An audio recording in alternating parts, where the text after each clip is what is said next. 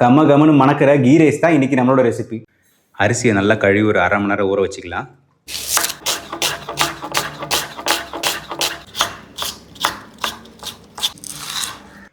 ஒரு பாத்திரத்தில் 2 table spoon நெய் சூடானதுக்கப்புறம் ஹோல் ஸ்பைசஸ் பட்டை, கிராம்பு, ஏலக்காய், அன்னாச்சி பூ இதெல்லாம் போட்டு நமக்கு ஸ்லைஸ் பண்ணி வச்சுருக்க வெங்காயத்தையும் போட்டுக்கலாம். வெங்காயம் லைட்டாக வதங்கினா போதும்.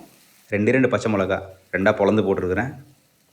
இது வதங்கினதுக்கப்புறம் குட்டி குட்டியாக நறுக்குன்னா கேரட் வந்து ஆப்ஷனல் தான், உங்களுக்கு வேணால் போட்டுக்கலாம், இல்லைனாலும் பரவாயில்ல.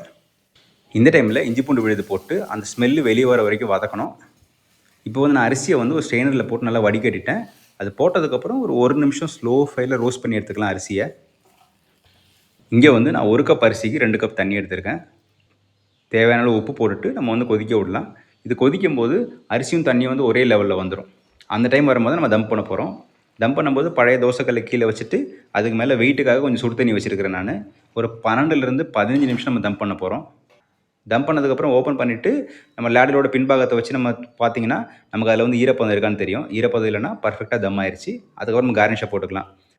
ஃப்ரை பண்ணி வச்சுருக்க வெங்காயம், முந்திரி, திராட்சை, அதுக்கப்புறமா கொஞ்சமாக கொத்தமல்லி கவர் பண்ணி ஒரு 5 நிமிஷம் மூடி செப்பரேட்டாக வச்சுடுங்க. அதுக்கப்புறம் திறந்தீங்கன்னா நம்ம கமன்னு நெய் சோறு ரெடியாக இருக்கும். காரசாரமான கறி குழம்பு கூட சாப்பிட்றதுக்கு அட்டகாசமாக இருக்கும். வேற என்னங்க, எப்பவுமே சொல்கிறது தான், everybody can cook and everybody has to cook.